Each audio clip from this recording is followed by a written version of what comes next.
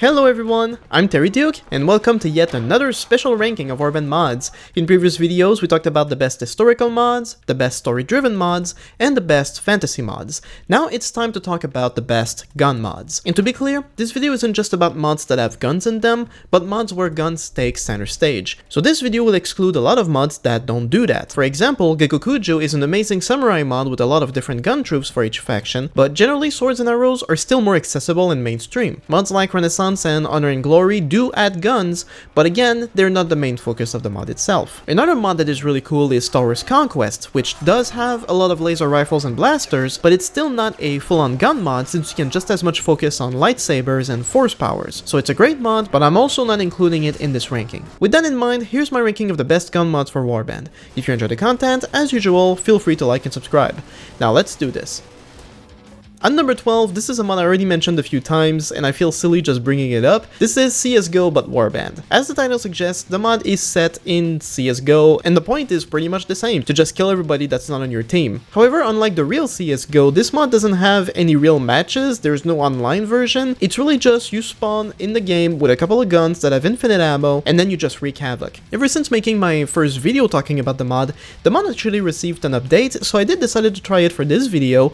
If anything, it's worse than it was before, but it could just be because I'm using the script extender. So for example, on my first game, I spawned in the main map and it was a lot bigger and I could hear troops fighting each other, but I went everywhere and I could not find anyone. On my second playthrough, I spawned in a different map, but I glitched outside of it. And then on my third try, I did end up spawning in the map, but all the troops were not CSGO troops, they were just vanilla troops. After killing them, they would not respawn, so within 30 seconds, everyone was already dead. So yeah, in terms of gun mods, I gotta bring it up because obviously it's a gun mod, but it's mostly just one big experiment, and it's funny at best, unplayable at worst. But now it's time to get a bit more serious, starting with number 11, this is Independence of Chile. This mod I discovered fairly recently, and it's set during the Chilean War of Independence in South America. In terms of actual gun mods, it's pretty standard. You have muskets, the immersion in terms of the historical setting, the scenery, the clothes, everything is pretty immersive. But in terms of actual gun gameplay, this is pretty standard. Most guns are either muskets or one-round pistols, meaning that the fire rate is pretty slow for all the guns, not all of them are particularly accurate, so it makes for battles that drag on for quite some time. And in terms of any other features, the mod doesn't really offer anything, so Independence of Chile is a pretty beautiful mod, but in terms of gameplay and guns, there's just not that much to it. At number 10, this is 1860s America. 1860s America is one of the first mods I ever played on Warband, and it's basically what would happen if you make a mod about being a gunslinger in the Wild West. So you have firing lines, you have rifles, the immersion, the items, everything is pretty good, but the mod is still largely incomplete, and there's just not that much features regarding the long-term gameplay of the mod. At number 9, this is Red Wars, which is yet another one of my classic mods. This mod takes us to Calradia and has this World War I and World War II vibe with communist regimes and Nazi regimes, and overall the mod did a pretty good job of bringing Calradia to this new time period. The guns, the units, everything is pretty cool. However, like 1860s America, this is another mod that was never finished, so some of the scenery is still native, and it's one of those mods where you really start to see the limitations of Warband, because Warband always used the same crossbow mechanic for guns, meaning you hold the trigger until you have a good aim and then you release. But when it comes to games that don't use muskets, like Red Wars right here, that means guns are far more accurate, and that means the closer you are to the enemy, the quicker it turns into a bloodbath. So whereas some mods will have really intense battles, Red Wars is one of those mods where those firing lines will shoot at each other from far away, and battles can drag on for a really long time because of it. As such, Red Wars is a pretty good mod for what it tried to do, but again, it's not complete. So it's cool, but it's not legendary. Speaking of World Wars though, at number 8, this is Snow in the East. This is the one World War II mod that I've gotten to play on Warband, and it mostly centers on the Eastern Front between Nazi Germany and the Soviet Union. And the scenery, the items, everything is pretty cool, but once again, because we're limited by the gun mechanic and we're actually using very accurate weapons, a lot of battles will end up dragging for a long time from a certain distance. Sieges themselves are practically broken because troops spawn so close to each other that it just turns into a bloodbath almost automatically. The vibe is pretty cool when it comes to Snow in the East, but there's also not that many more features outside of the guns themselves, so it's a pretty solid mod, but it's, again, not the best. At number 7, I'm putting 3 mods together because they're technically part of the same lore. These are the Reckoning Trilogy. I've talked about the Reckoning Trilogy before. These are mods based in Calradia, but in a zombie post-apocalyptic future, and the whole point of these mods is to fight both zombies and other groups of survivors. In terms of gun gameplay, they're all about as good as you would expect. One of the main changes that they've brought is the ability for NPCs to take cover in battles, which really does add to the immersion. The guns themselves are pretty cool, a lot of them are pretty modern, and so it makes for some pretty intense battles. The Reckoning 3rd stage is probably the most memorable of them all because it did add tanks, and they actually work really well so long as you don't have too many of them, otherwise you'll make the mod crash. So while these are pretty ambitious mods, the main problem is that none of them seem to reach their full potential. The first Reckoning focuses more on scavenging, but it gets repetitive very quickly, and the zombies themselves are a cool experiment, but they're not exactly impressive. The 3rd stage focuses more on big battles, but it's also very prone to crashes, and the New Beginning has the most dangerous zombies and mutants, but it's largely incomplete and too hard to play without cheats. Overall, as zombie mods, they're alright, but as gun mods, they're imbalanced and buggy, hence why they're not higher in the lists. It was still a very good effort though. Next up at number 6, we have L'Aigle. In terms of musket mods, it should not get better than this. L'Aigle is set in Europe during the Napoleonic Wars in the early 1800s and is simply massive. In terms of immersion, from the scenery to the music, the sound effects and items, it's probably one of the most gorgeous mods I've ever played. However, in terms of combat, the mod has always felt very bulky. For starters, muskets in this mod are not accurate at all, and the enemy AI was always pretty poor in general, so battles really dragged on, like a lot more than on other gun mods. However, as part of this video, I played the mod again to refresh my memory, this time using the Warband script extender, and it seemed to magically fix the AI. The enemy was suddenly more active, often charging my line in waves of cavalry, before holding a defensive firing line, which suddenly made the battles a lot better. I found myself enjoying the mod a lot more than before, even if the muskets still caused the battles to drag on for some time.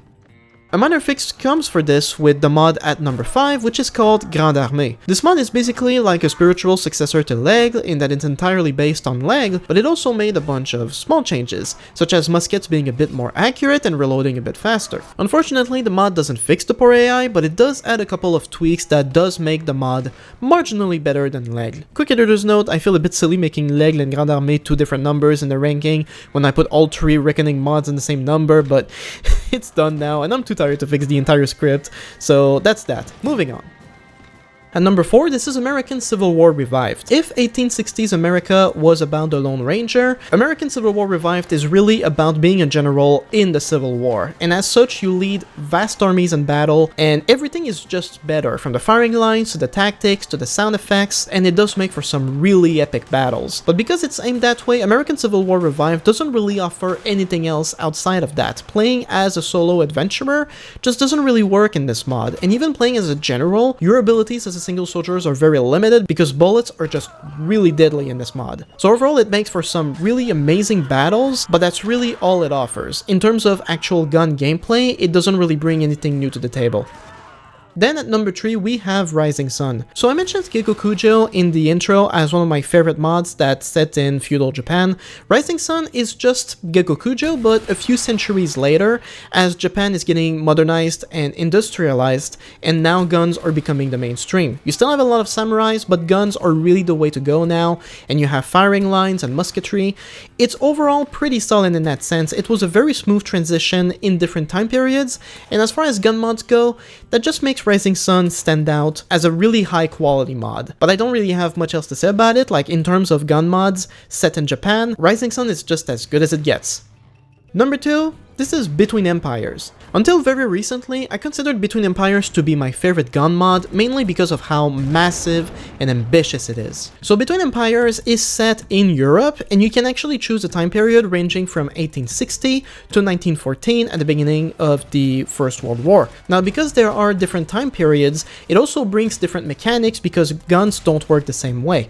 If you were to choose to fight in 1860, most of your soldiers will carry muskets, which is just one shot, and then some slow reloads. But overall, it still works really well. You even have howitzers and cannons that still work very effectively as artillery. And the enemy army does use different tactics, splitting their infantry into different divisions that will attack you from different angles, which is really cool. If you move up to 1914, everything just gets way more hardcore, mainly because muskets aren't a thing anymore, your soldiers can fire multiple rounds and reload much faster. The cannons themselves are also way deadlier and more precise. The main problem with the 1914 period though is that Between Empires also adds the ability to dig in trenches, which in of itself is an amazing feature, but there's a couple of drawbacks to it. Namely the fact that enemy armies, whether they're attacking or on the defense, will just dig in into their positions and not move. And attacking them from the front is just suicide. You will have to create your own trenches yourselves if your troops don't all die trying to dig said trenches. And again, because enemies just entrench themselves, it just makes battles extremely hard to win. As such, after playing it again for a while, I do think the 1860 period from Between Empires is just better balanced, but you can't deny the effort and quality that went into the 1914 period. Overall, Between Empires is just a massive mod that brought a lot of very interesting mechanics, and it does make for some pretty epic battles overall. And finally, at number 1, we have Warzone Akron. This is a brand new mod that was released just at the beginning of the year, and I actually reviewed it recently, and I just immediately fell in love with this mod. Warzone Akron is set in a post-apocalyptic world inspired by the Fallout games. The scenery, the items, they're all gorgeous. The reasons Warzone Akron earned the top spot is basically because it did everything right with the gun mechanics. Instead of relying on holding the attack button to get a good aim, Warzone allows you to get into aiming position, which makes you more accurate and allows for a much faster rate of fire. With modern guns come more precision and deadliness, so Warzone also added the NPC seeking cover mechanic from the Reckoning mods. And finally, to really make guns mechanics feel like any other shooting game, Warzone added the iron sights and scopes mechanics for precise first-person shooting. Because of this, Warband has never felt closer to a shooting game than at any other point in its modding history. Add on top of that the post-apocalyptic vibe, and Warzone Akron isn't just a near-perfect gun mod, it's also a beautifully immersive one that any fans of either the Fallout or Stalker games, or even just fans of post-apocalyptic games in general, will definitely appreciate. And that's about it for today. So thanks for watching everyone. If I missed any mod, or you got more recommendations, feel free to tell me down below, and check out any other Warband mod videos for more mods to try out. And feel free to subscribe while you're at it. Thanks again, and I'll see you next time.